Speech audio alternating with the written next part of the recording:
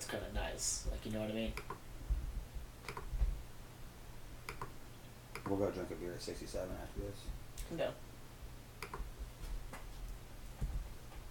Yeah, there was a fight there after you left. Cops got called. Oh, not surprised. That's why we left. Oh, really? We just left with too many people.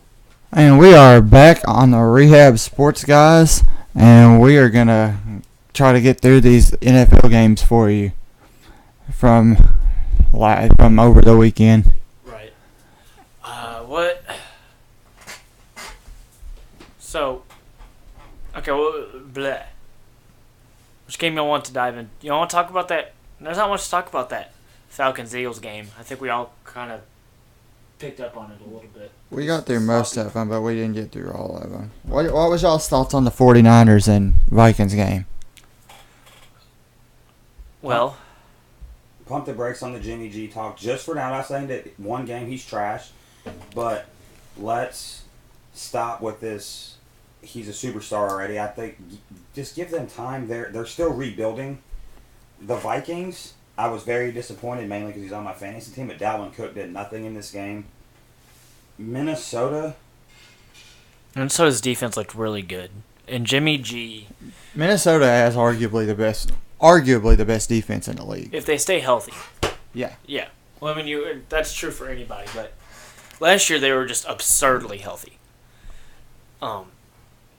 Jimmy G looked scared at times. Niners. Let me look at some stats here. Kirk Cousins was 20 of 36 for 244 with an average of 6.8 yards per complete, I guess that's attempt. With 2 touchdowns, 3 sacks, and a 58.6 quarterback rating. So let me begin by saying that I saw some throws from Kirk Cousins that were really good. My stance on Kirk Cousins still stands. The only thing is, this team may be good enough to where Kirk Cousins doesn't have to be phenomenal. Now, he is an upgrade from Sam Bradford for the fact that Kirk Cousins doesn't get hurt. Right. And so he is a better pocket passer than Teddy Bridgewater, and he is definitely an upgrade from Case Keenum. Absolutely. So yes, I and because of the market demands, I don't have any problem with them playing Kirk Cousins because they felt like they were a quarterback away, and he is a legit starting quarterback in the NFL. My question is he a franchise quarterback? And we will find that out. So I'm not upset with them getting Kirk Cousins. And honestly, I said this in the offseason. When Kirk Cousins went to Minnesota, it made me like him more because it told me what Kirk Cousins was about. He could have gone to Denver and got all the money in the world. Could have gone to the Jets. Could have gone to the Jets. Got all. And that's where I honestly thought he was going to end up. They going offered him like $80 million if he didn't guaranteed. go to Denver. So when he went to Minnesota, it showed me, hey, he's here. He wants to win a Super Bowl. So that makes me like him more. And by the way, I don't dislike Kirk Cousins. He seems like a really good dude. People were hyping him so much, especially after RG3. And I'm like, hey, let's pump the brakes. Let's look at the film. Let's say that, hey, he doesn't do great when the play breaks down. But in this offense with this team, Kirk isn't bad at anything, but he's also not great at anything either. yeah. Right? He's just there. He makes plays. Doesn't really throw a ton of picks. Although he threw... never mind. He didn't throw any this game. Jimmy Garoppolo threw 3. But he's not terrible. No, he's not great. He's not bad. He's not great. He's the way that I view Matt Ryan. I call Matt Ryan a better Kirk Cousins. Like, a little bit better Kirk Cousins. Kirk Cousins to me is a C+ B quarterback, which I would go B quarterback. Like, yeah. It's not a disrespect to Kirk Cousins. It's let me see what you could do with talent now. Right. And let's see what he can actually do with stability in a team. Yes, because you're going to throw for a lot of yards if you're always behind and you're having to try to play catch up. The defense is going to back up. You're going to get those 10, 15-yard completions, those dump downs, because they know once you get to the red zone they can't beat you. Now in Minnesota, but see, their running game only got 116 yards, right? And they got most of that from Murray, and he only had 42. Cook had 40. That's not going to get it done because you don't want Kirk Cousins throwing the ball 40 times a game. You want him throwing like what he threw in this game, about 30 times. Mm-hmm. I mean, to me, the big story here is I don't know how Minnesota. Well, not a ton of penalties. Minnesota had 7. San Francisco had 3. Don't know exactly what the penalties are. Minnesota also led in time possession by like 3 minutes, 2 minutes really. That was a really, I mean, even for what the stats show, that was a pretty heavy defensive game because they were both playing like crazy people on defense. Minnesota 41% on third down conversion, San Francisco 38%. That actually shows a really good defensive game. That's kind of what you look at. And you look at San Francisco, they only had 90 rushing yards. Yeah, that's the one worry I have about this team this year, especially after losing McKinnon. We don't have a running threat at all. That's why I picked up Alfred Morris on fantasy. Mm-hmm. And if Minnesota gets a interception return to go up 17-3, and they end up going up 24-6 in the third quarter. After that, San Francisco puts up 10 points, and I did not know Robbie Gould was their kicker. And so this game got a little closer, but it doesn't tell me anything about the 49ers that they're still building. Give them time. Yeah, they need pieces. People forget, like, they weren't that good last year until, like, yes, Jimmy G made a big impact on it. Let's be clear about something. They hadn't won a game until Jimmy got there. Yeah, then they went 5-0.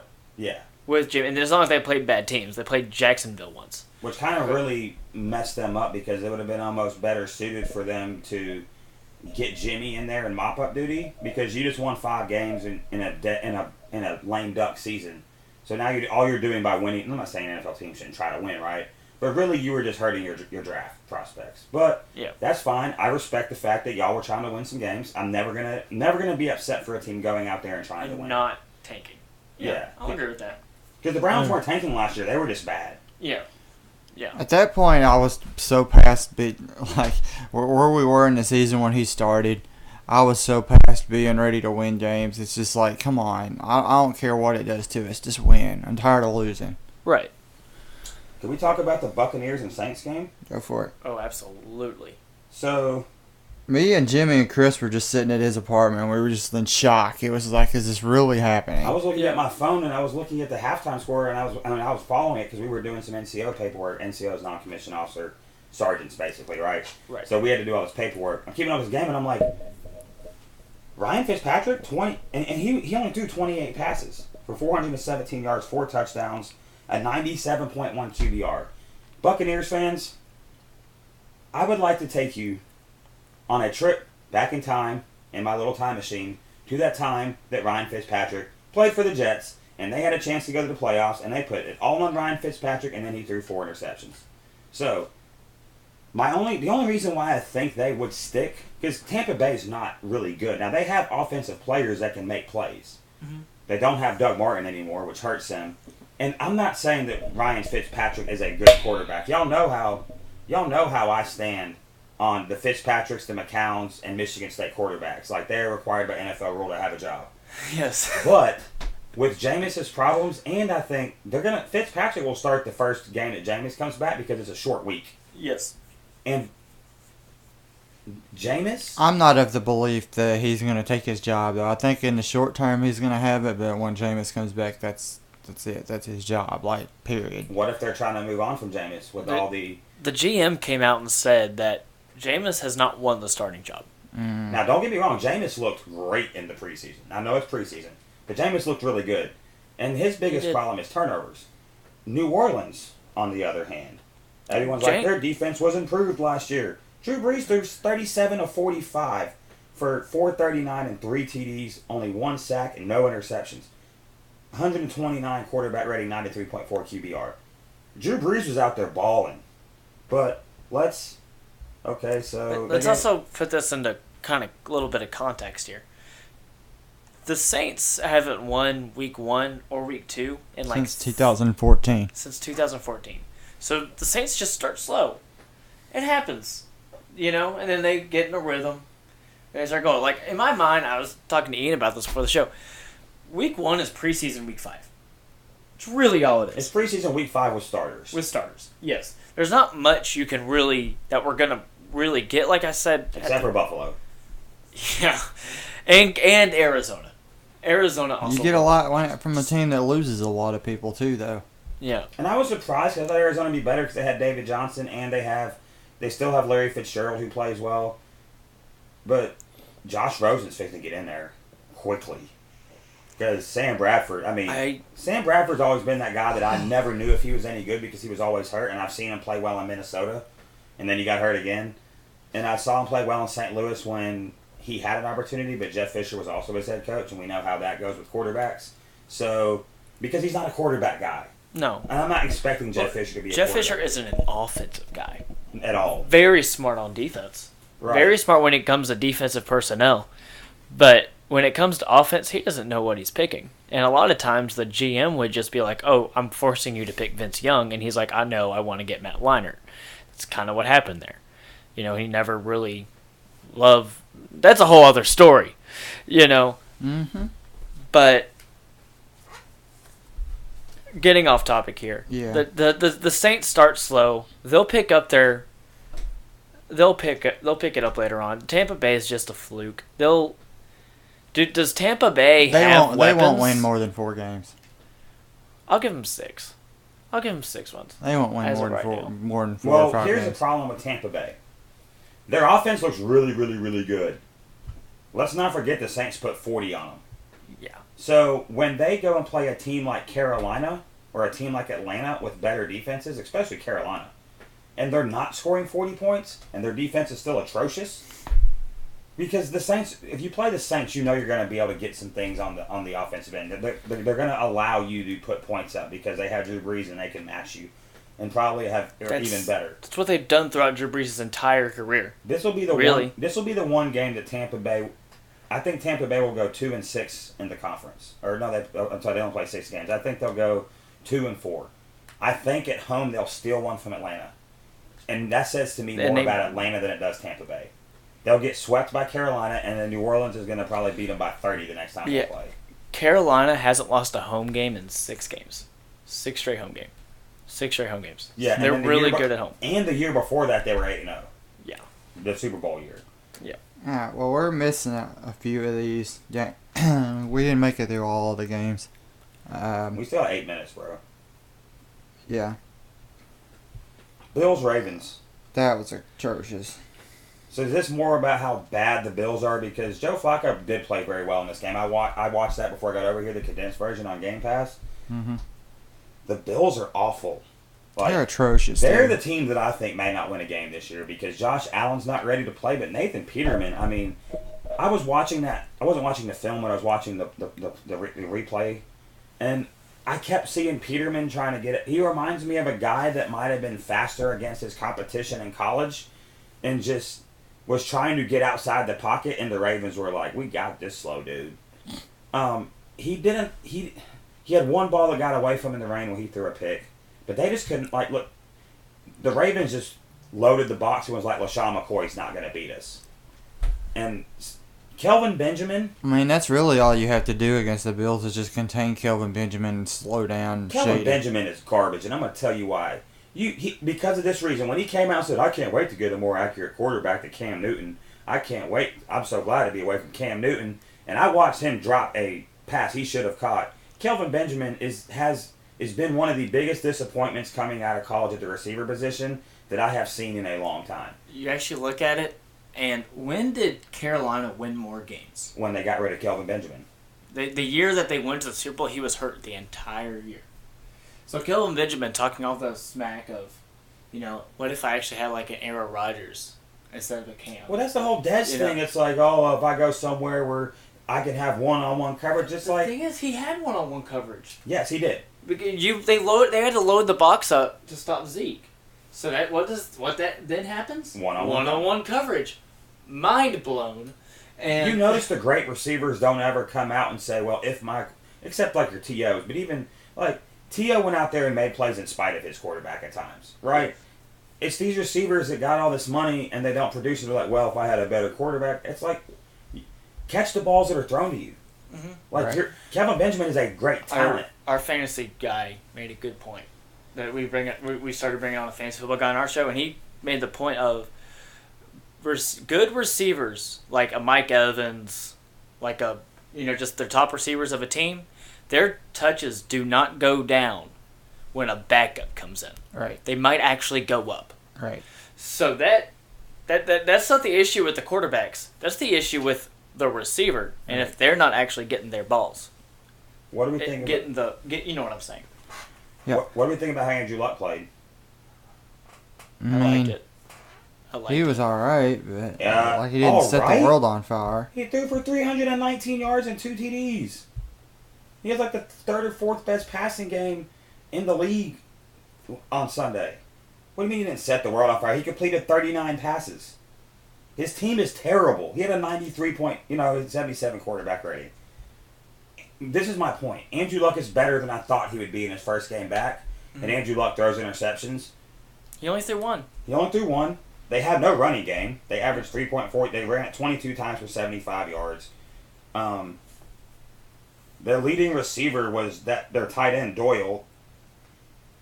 This is one of those years where, like, if Indianapolis wins 6 games, I'm going to give Andrew Luck an MVP vote. For the simple fact is that team's not good. Mm-mm.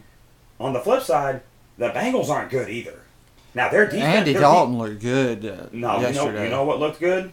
Them damn uniforms they were wearing. Them uniforms, I don't like the Bengals. Them uniforms are fly. Did they get new uniforms? They're road whites. They have these, like, black stripes on the side or something with the helmet. Like, hey, man, I'm not a Bengals fan. I don't like y'all at all, but them uniforms were dope.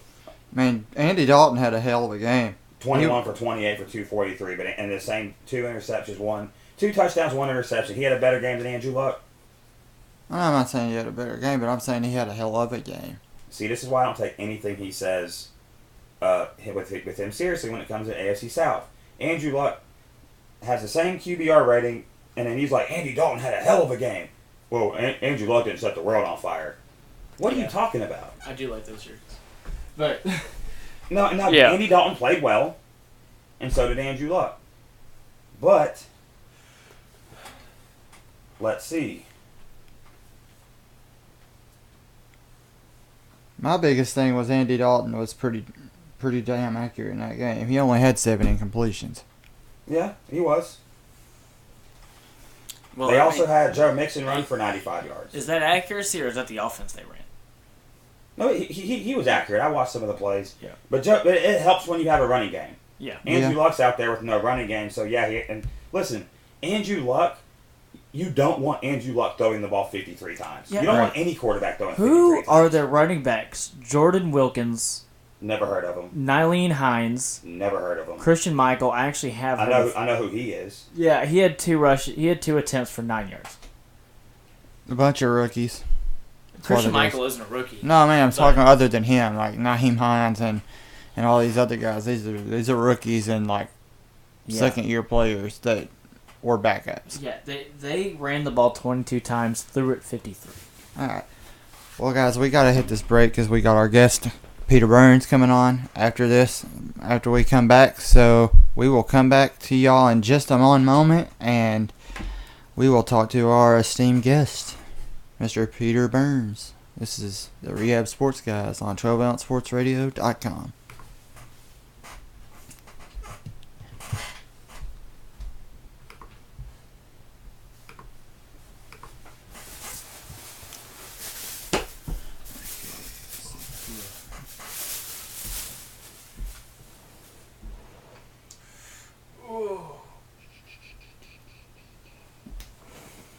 I'm going to fix this a little bit.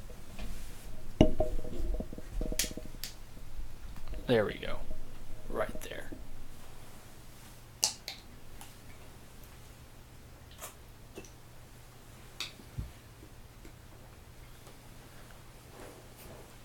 Remember, Arkansas last minute is the SEC games. Yeah.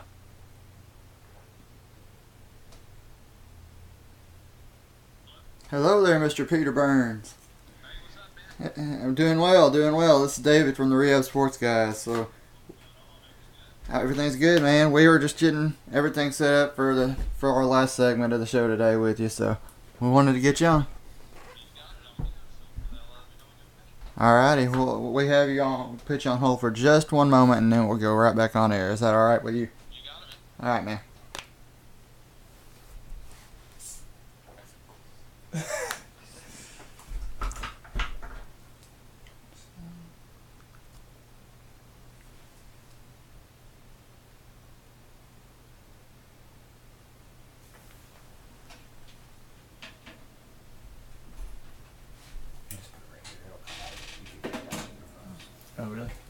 Is that loud?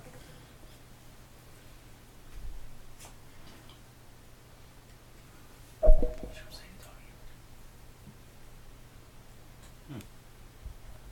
shit.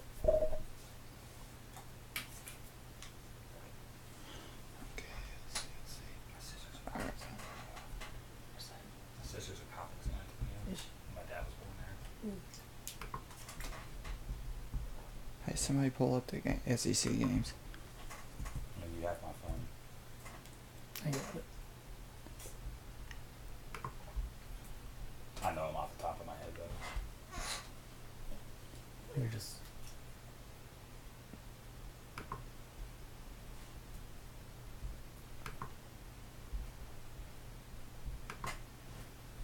And we are back on Rehab Sports, guys, and we're going to go to the phones with one Peter Burns. Are you there, Mr. Peter Burns?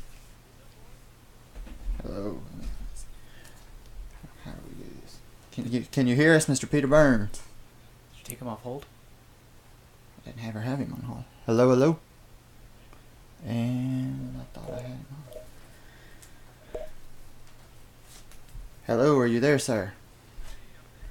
Okay, we're trying to figure you out here. I'm trying to do the producer thing here. I'm trying to get all the audio worked out. Hold on.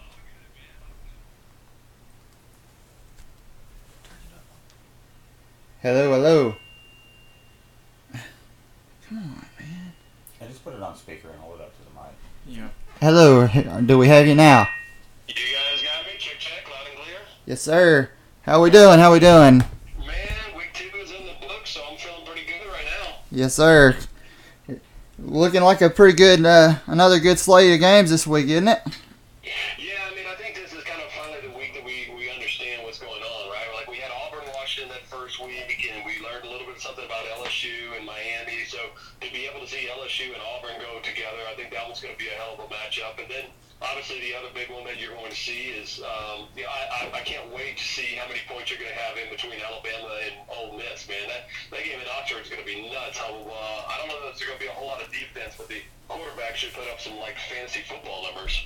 Oh, for sure. I think pretty much anybody that's probably not an Ole Miss fan can say that they're relatively surprised with the amount of offense that they're able to produce this year. Yeah, I mean, I think, we knew that. When I spent some time down in Oxford, I knew Matt Luke and said, hey, listen, man, we're just going to have fun with these guys. We're going to see how well this offense can play.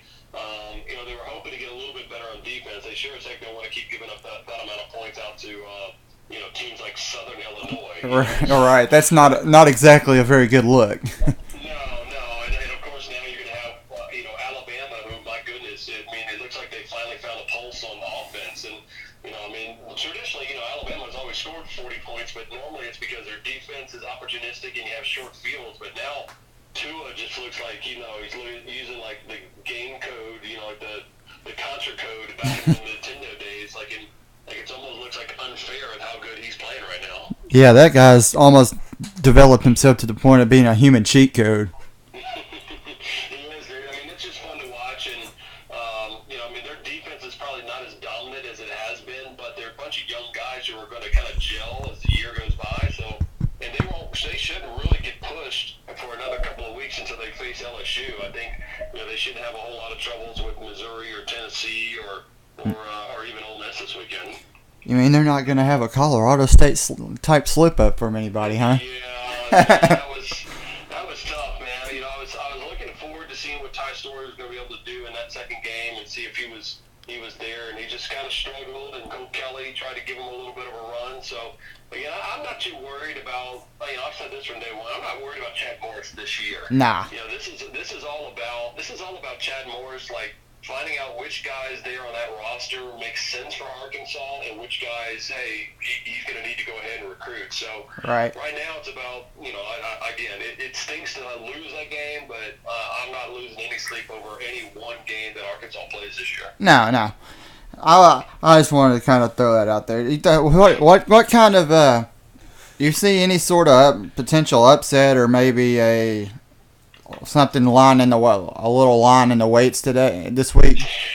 Yeah, I think what's interesting is I don't think you see a whole heck of a lot of upsets. The only one that would be really interesting is, remember, Vandy goes up up to Notre Dame and plays the Fighting Irish there in South Bend. And Vandy has actually looked pretty darn good the first 2 weeks. You know, I mean, they looked good against Middle Tennessee State, which is not a bad squad. And then they looked really good against Nevada last week. So, and then you're coming off of Notre Dame looking horrible against Ball State, which I think was a little bit of a down. Like, I just think that they were, you know, a little bit of a letdown after such a big win against Michigan in week 1. But I'm actually really intrigued with that Vandy Notre Dame game coming up in South Bend, Indiana. Yeah, I give. This is Jesse from the Rehab Sports Guys, by the way. What's up, Peter? What's up, dude? Yeah, I was on my honeymoon the last time y'all talked, but I actually think that I agree with you because Wimbush has not looked good this year, in spite of the fact that Notre Dame is 2-0, and I think he is the weak link on their team. So I agree with you there. What do you think about the Clemson Texas A&M game? Do you think that says more about Clemson needing to improve, or more that A&M may be for real this year? I think it was a little bit of both. I think what you learned is that, you know, right now, you know, they got to be pretty happy that they don't play anywhere else. You know, that Clemson does not play in the SEC, especially the SEC West, because, you know, you're going to face 4 or 5 games that are going to be that tough this year. And if you struggle with A&M, who probably is the 5th best team in the West, my goodness, you're lucky that you play in the ACC. So I was surprised how bad the Clemson secondary looked, to be honest. Yes. I mean, they gave up 330 yards passing in one half of football. I mean, that's pathetic. So I liked just the fight that A&M showed. And I think, you know, a lot of people are very excited, you know, it being the first real game for Jimbo Fisher, that they showed, you know, they show that they're not willing to back down. I think a couple of years ago, you know, with Kevin Sumlin's squad, they would have got punched in the mouth, and I'm not sure if they would have answered the bell. And I think the Jimbo Fisher team, they've been talking about being tougher, and you know, so far so good, because it was a bad, you know, it was a tough loss, but you know, it's a loss that you can build from. I mean, you could see the conditioning. By the way, this is Jimmy Young. I'm just kind of filling in. You could definitely see the difference in conditioning between Kevin Sumlin to a Jimbo Fisher team. Do you think Jimbo Fisher is going to be able to keep this train kind of going at A&M right now? Like, can I kind of start to get my hopes up a little bit? You know, this. I think. Listen, I mean, the same thing with Chad Morris in Arkansas. Jimbo wasn't there to be good in 2018. He was there to be good, you know, kind of going forward in 2019 and 2020. So, I mean, I'm not too, you know, I think, listen, they're going to go on the road to Tuscaloosa here next week. And, you know, so I think Alabama has their way with them pretty handily. But, you know, at the end of the day, I think for Jimbo, I wanted to see, if I'm an A&M fan, did we look tough? Are we willing? Are we not going to back down? Because they backed down before. And that wasn't the case, you know, so I'm proud of them. So, yeah, I mean, listen, I think that what Jimbo is doing at A&M, or has the possibility to do, and what Georgia and Kirby Smart are building in Athens, man, you're going to see 3 monsters, right? I think you're going to see A&M be a monster. I think you see Alabama be a perennial monster, and then Georgia is going to be the 3rd one coming into the SEC. Right. No, I agree. So what about Mississippi State? What are your thoughts on them? They kind of surprised me a little bit this year so far. You know, it's funny. They've surprised a lot of people. They didn't surprise me at all. Like, I thought that this team was a top 10 team before the season even started. And a lot of people didn't give them credit, mostly because it was, you know, Mississippi State. You know, but the way I looked at how many seniors and how many good, solid players they were returning, they had Nick Fitzgerald, who's pretty good. Yeah. None of that surprised me that they were good. And so whenever they played K-State, and I mean just flat out push K-State around, I was like, you know what, dude, this is legit. They're going to be that good this year. So, I mean, listen, I shocked some people because I said I might have picked Mississippi State to win the West had they played in Tuscaloosa this year, or had that game against Alabama been in Starkville, but alas, it's in Tuscaloosa. So, But they've only lost 4. I feel like Alabama to win the West, but Mississippi State's for real, boys. Yeah. Absolutely. I mean, and that's the thing that you just said. The game's in Tuscaloosa, and I believe Saban has only lost 4 games at home in like 10 years or something. And I've been trying to tell these guys, I think Mississippi State's a sleeper pick just because Nick Fitzgerald got hurt last year. Nick Fitzgerald's totally healthy. And so...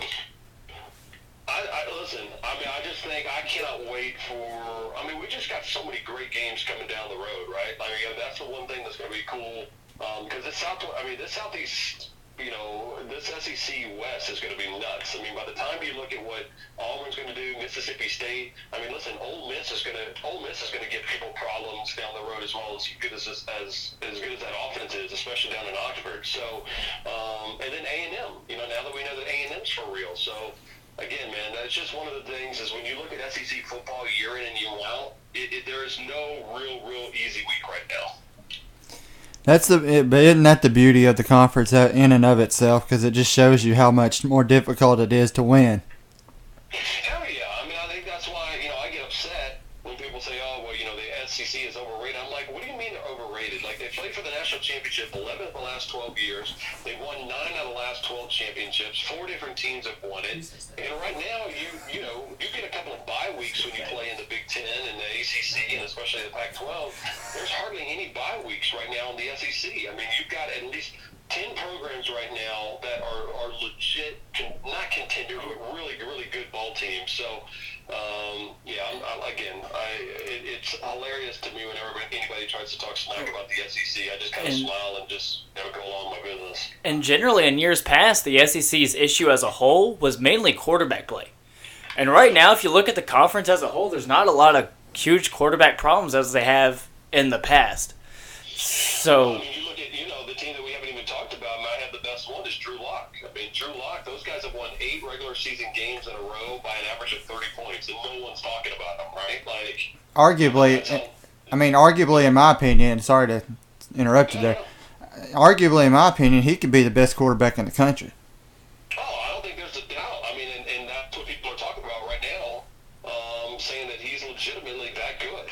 So we're looking forward to seeing him. There's just a whole bunch of really good teams that are going to be playing this year. And like I said, I'm so glad I'm the anchor for the SEC network and not the ACC or Pac-12 or Big 12 or something like that. Right. And, another thing that people hadn't really even thought of, too, and that, I mean, Florida is Florida, and eventually with Dan Mullen, they're gonna rise to the cream of the crop, too, along with what Georgia already has done.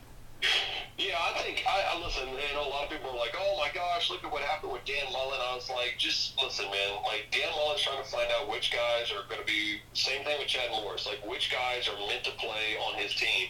And they got pushed around by Kentucky, and that didn't surprise me because I like Kentucky going to the season. So, I had picked Kentucky to win that game, and, they just won the line of scrimmage. At the end of the day, man, as much as we talk quarterbacks and running backs and wide receivers, do you have a good offensive line and do you have a good defensive line? If you've got those two, you're going to win a bunch of ball games. And that's why Alabama traditionally reigns supreme because both offensively and defensive line play is normally, superior to everybody else's there.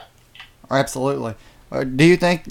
What are your feelings as far as Stoops at Kentucky? Do you think that he's going to be the guy that's going to be able to lead them to prefer, I guess, the proverbial next step for that program, or do you think he's just kind of just a guy that's there?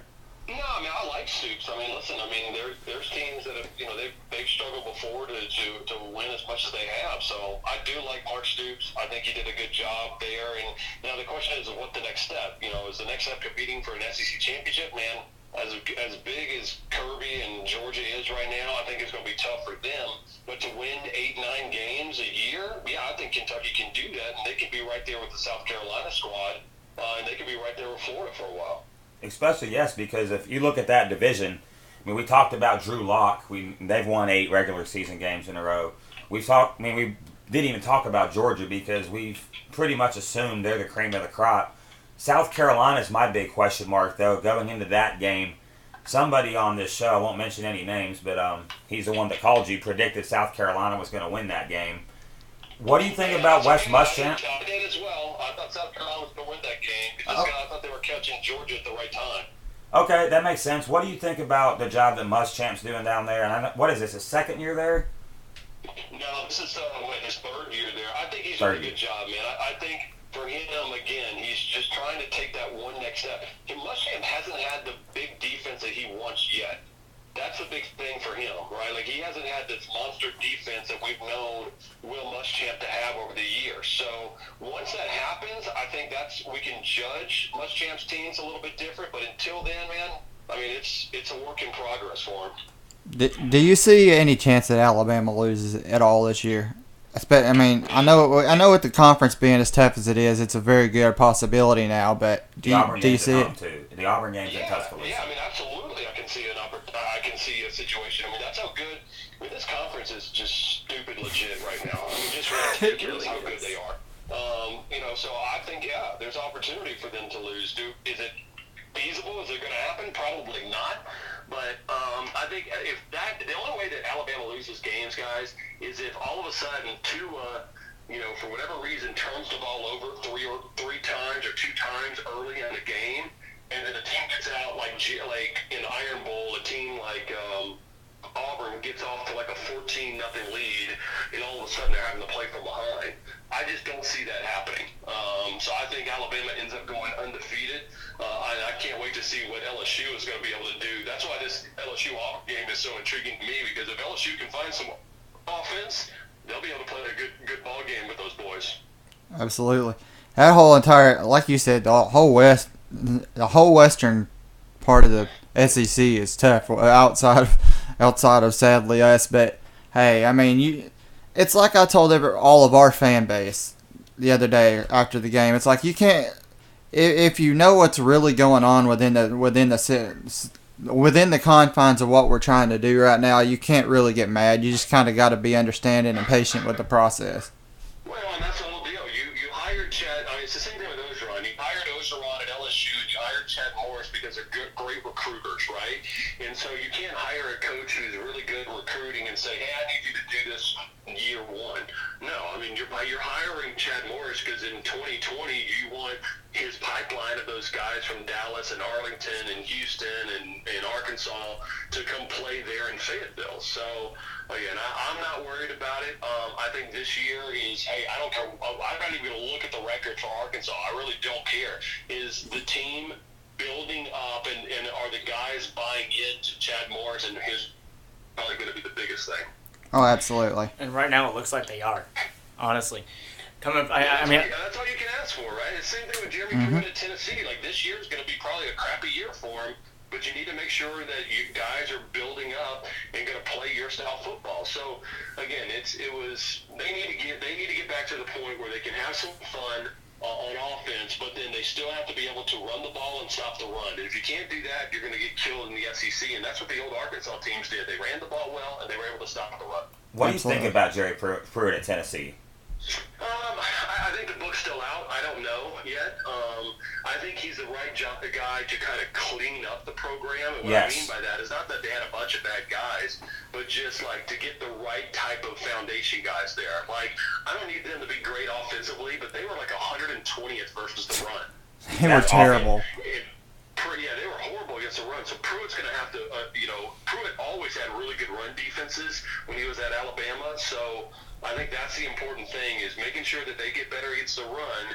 And that's probably going to take 2 years until you get the personnel you want. And the coach they had last year, he left them with the worst record in the history of Tennessee. Butch Jones left them with the worst record in the history of Tennessee football.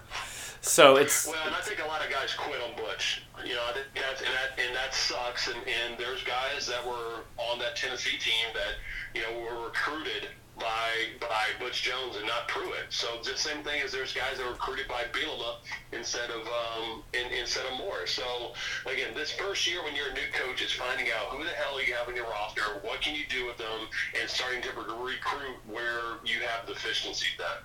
Oh, for sure.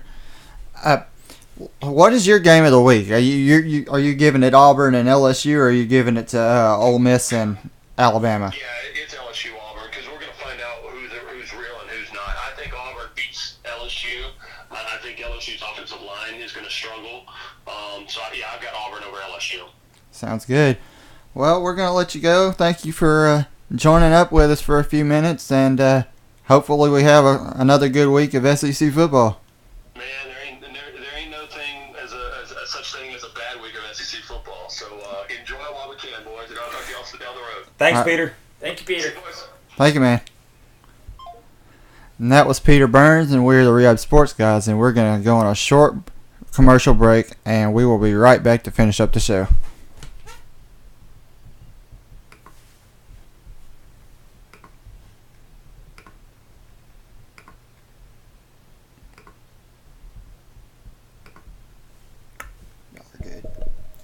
Dude. That was good. Dude, good job. You killed it. You did. We were afraid you weren't going to let us talk there for a minute, but no, you did good leading in, and I told you he was good. I told you that Peter Burns dude was good. He knows his stuff. I mean, he didn't get a job for the SEC network for no reason. Yeah, I may not like the SEC network or ESPN, But he's good. But if an individual's good, Yeah. like I still like people on ESPN. Like I love like. I like Will Kane. I really like Will Kane. He makes a very good point, man. The SEC West is freaking nightmarish now. Oh, it is. I still see the SEC East besides like. Oh, the SEC is bad. Yeah, Dude, besides like Georgia, which If Georgia and Florida get their shit together, and if Muschamp even has a semblance of a defense at some point in time, the SEC is going to be freaking nightmare. I'm shocked that Muschamp didn't work at Florida, because his defenses that he had at Texas were fucking But then amazing. his defenses were phenomenal at Florida. But it was offense. It was just offense. Like no one, McElwain came there and couldn't fix the offense. I don't know what it is about. Like it's kind of like they had the same problem with LSU after Tebow. They just could not get a quarterback. LSU always has good receivers. They always have good running backs. They always have good defense. They never have a quarterback. That's what I made the point of. You know, it seems like in years past the SEC's been down on quarterbacks. It seems like this year actually they actually have decent quarterbacks in the conference rather than just. Who's a quarterback at Ole Miss? That Hawaiian kid, I can't think of his name. It's some weird name. Jordan Teamu or something like that. Is Tua the official starter? Yes. Like, as yeah. Okay. Yeah, he's official. Yeah. I think after that whole dust up with the female reporter and then Saban apologizing, I think he was just like, all right, I'm done with this. Like Tua, I reserve the right to change my mind. He didn't say that, but I think it's just like, so y'all will leave me alone about this because I'm a baby. We'll start Tua, but you'll still see Jalen Hurts play. But if I'm Jalen Hurts. I'm looking to transfer. If I'm Jalen Hurts, I don't play after week 4. Right. Yeah, so what do y'all want to do for this one? We got 8 minutes? Yeah, for the last 8 minutes or less. Hockey preseason's coming up. I'm totally kidding. Okay, so you got New Jerseys. I don't care about that. We're so NBA'd out after because like, remember this summer all we could talk about was the NBA. It was like, well, it's July. They're like playing football pickup. Get here. Football get here. Football get here. Like Kevin Durant's playing pickup basketball. We were talking about the summer league. Yes. Like that happened. I was talking about the big 3. Yeah. Well, because Ron Artest in his first game in the big 3 kicked the ball into the stands, which was so great. That's the most Ron Artest Wow. thing ever. Did we give our predictions on? Oh, we're not gonna do that yet. Yeah, it's Tuesday. It's Tuesday. I don't want to do it either because I still have my show on Thursday. Oh, you want to talk about the real quick? We can cover the Raiders-Rams game last night. Do it. Yes. We didn't even talk about the Packers-Bears, but You can finish off the paper. but that's the thing. Let's just start with the Raiders, and then we'll bring Khalil Mack into the Bears-Packers game. There you go. I'm on fire. We're on fire today. Shoot, everybody killing it. I brought my A game. You did. We all. Everybody brought their A game. Yesterday was kind of. That's what I'm thinking. And we are back on the Rehab Sports, guys. We're going to finish out our NFL talk from this opening weekend. Let's get into a little bit of Bears and Packers. Okay, well, that was backwards from what we're going to do. That's fine. All right, no, go. You're going to do No, go ahead. Raiders and the Raiders Rams. That's what we're going to do. And the reason we're going to do Raiders Rams real quick is because it will lead into the Packers because of number 52. Raiders looked really good on that first drive. They did. Derek Carr looked phenomenal. John Gruden looked like he was a NFL coach. But the problem is after the first half, their offense didn't play what they call scripted plays. So the first 15 plays of the game went pretty much according to plan. The Rams started off slow defensively. Here's my takeaway real quick. It's not time to fire John Gruden yet. The Rams are a way better team than the Raiders. And the Raiders stuck around in that game. And listen, Marshawn Lynch is not going to rush for 1,000 yards. The Rams are going to be really good if they remember to hey, by the way, we have the offensive player of the year last year in our backfield. Let's hand him the ball because they didn't do that early. And John Gruden, you cannot get on TV and say we don't have a pass rush when you traded Khalil Mack. Now, absolutely you cannot. Khalil Mack was their pass rush. He had 30 to 40% of their sacks. But yes, you can't say that. No. And probably the other 60% are sacks that he opened up yes. for the other players. But I remember watching the game last night, And yes, it was like the late game, you know. But I went out, bought a Monster to kind of wake up, get through the rest of the game, you know, and I was never intrigued. Like, it was a close game throughout the entire game, but it wasn't fascinating Can we at all. Can we pretty much say that the Rams are what we thought they were? Yes. I'm not willing to go there yet because it takes time. I think this Better question. Sorry to cut you off. Is Derek Carr overrated?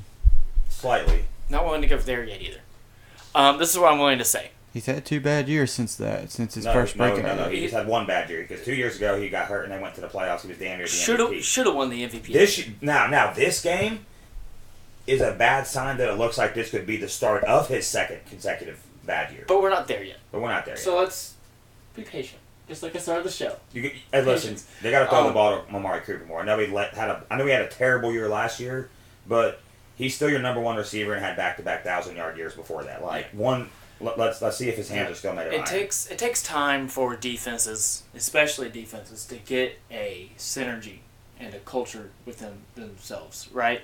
And they added a lot of pieces. Akeem Talib, Ndamukong Suh, Marcus Peters. They added a lot of pieces. Great pieces. I'm not taking anything away, but do you remember the last time there was a dream team in the NFL? Yeah. The Philadelphia Eagles. And what happened to them? They crashed and burned. I think they finished like 5 and 11 that year, if memory serves correctly. So I want to like pump the brakes a little bit. I still need to see more. It's only week 1. As far as the Raiders go, I wasn't impressed at all. I wasn't. No. There was nothing that was like. Are the Raiders going to be an above 500 team? No, I think they'll be 7-9 or 6-10. I have them around there too. I don't. In their division, I think they overachieved the year they went to the playoffs, and now we need to make sure. Let's go ahead and so talking about Khalil Mack, let's transition into Bears Packers. He was great in the first half. Yeah. The Bears were great in the first half. Aaron Rodgers goes down, and then Aaron Rodgers comes back and does an Aaron Rodgers-esque fourth quarter on one leg. Throws 3 touchdowns. Yep. Do you think the injury is severe? I don't think it's severe, but I think it's going to make this year tougher for him. I'm not worried about the Packers because I have the Packers making the playoffs as the 6th seed and squeaking in. And I have them winning a first-round playoff game. And this is how much I have faith in Aaron Rodgers, not that organization or that team. But if you were to tell me the Packers were going to miss the playoffs this year, I wouldn't disagree. Chicago, do we think they're going to be better? Did they prove enough in one half? They already had a top 10 defense last year, and then they add Khalil Mack. They have the potential to be a top 6. So it's all about Mitch Trubisky. Yeah, and which is unfair because he's a second-year quarterback. But okay, his greatest win in college was against Duke. Nothing has proven that Mitch Trubisky is a true starter in the NFL. I'll never understand that draft pick either. Them moving up 1 pick. I think Trubisky is for real, though. I really do. I think out of that class of quarterbacks that he got drafted in, he's going to be the best one. Who was in that class? It was him. That was the year with him and... No, it was him, Deshaun Watson, Jared Goff. Yes. I think he's going to be... I think Jared Goff's going to be better because Jared Goff's in a better situation. Deion Jones for the Falcons just got put on IR, by the way. That's big. Yeah. We got 1 minute. Yep. We're up against it today. It's been a good show. Thanks for y'all's listening. And be sure to check out the show after us. I'm not exactly sure who it is today because I've lost track. But be sure check them out after us. This is the Rehab Sports Guys. Check out my show Thursday. There you go. Check that out. And we will be back with the Rehab Sports Guys show on Thursday from...